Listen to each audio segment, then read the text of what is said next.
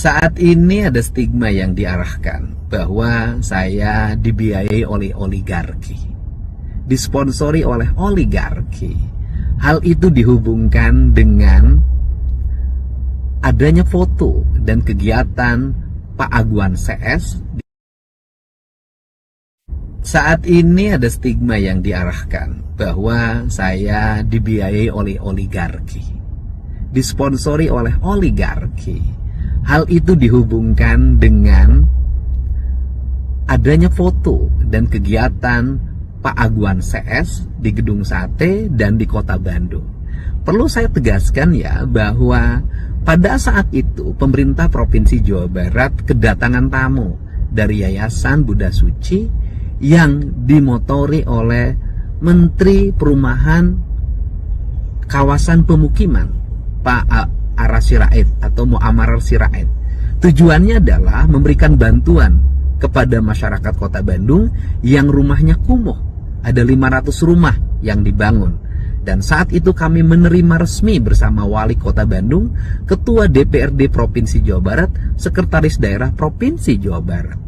Kemudian setelah itu saat saya berkunjung ke Takokak, Kabupaten Cianjur bersama Bupati, saya pada waktu itu meresmikan masjid, yang masjid itu dibangun oleh Yayasan Arta Graha, dan di situ pasti pemiliknya adalah Pak Tommy Winata. Komitmen kami dengan Pak Tommy Winata adalah satu, bersedia membangun mengembangkan daerah terisolir di wilayah Kabupaten Sukabumi, Kabupaten Cianjur, Garut dengan membangun batching plan. Dan selama berpuluh-puluh tahun wilayah itu menjadi wilayah terisolir.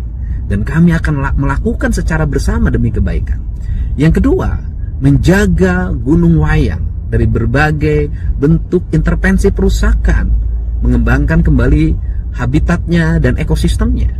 Kemudian yang ketiga adalah membangun kawasan-kawasan perkebunan yang hari ini berubah peruntukannya, dikembalikan ke teh, ke karet, yang pada akhirnya rakyat itu bisa menjadi tuan dengan mengelola perkebunan teh dan karet yang dibiayai oleh pemerintah provinsi, Yayasan Arta Graha, dan berbagai pihak yang memiliki kepedulian terhadap pengembalian ekosistem dan perkebunan di Jawa Barat.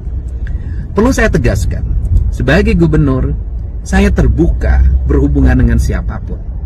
Sebagai gubernur, saya terbuka terhadap dunia usaha, selama dunia usahanya adalah dunia usaha yang legal, tidak merugikan masyarakat, membayar pajak dengan baik, kemudian melahirkan regulasi tumbuhnya lapangan kerja, dan dilakukan secara terbuka. Dalam pandangan saya, tidak mungkin pemerintah tidak berhubungan dengan dunia usaha. Selama berhubungannya dilakukan secara terbuka, kemudian bertujuan untuk kebaikan dan kemakmuran rakyat, tidak merugikan rakyat, tidak merusak lingkungan, tidak mencemari lingkungan, tidak merampas hak-hak negara dan hak rakyat, bagi saya tidak ada masalah. Lebih baik jadi pemimpin yang melakukan hubungan dengan kalangan pengusaha, di YouTube-kan, di TikTok-kan, di IG-kan, dilihat di media sosial secara terbuka apa yang dilakukan, dibanding dengan mengaku orang yang anti oligarki, seolah-olah berhadapan dengan oligarki, tetapi saat pemilu di belakang layar timnya mendatangi oligarki, meminta bantuan untuk dana kampanye, atau di saat pemilu menggunakan fasilitas pesawat, jet pribadi untuk kegiatan kampanye, padahal jet itu milik oligarki. Hidup lebih baik apa adanya dibanding dengan penuh kepura-puraan.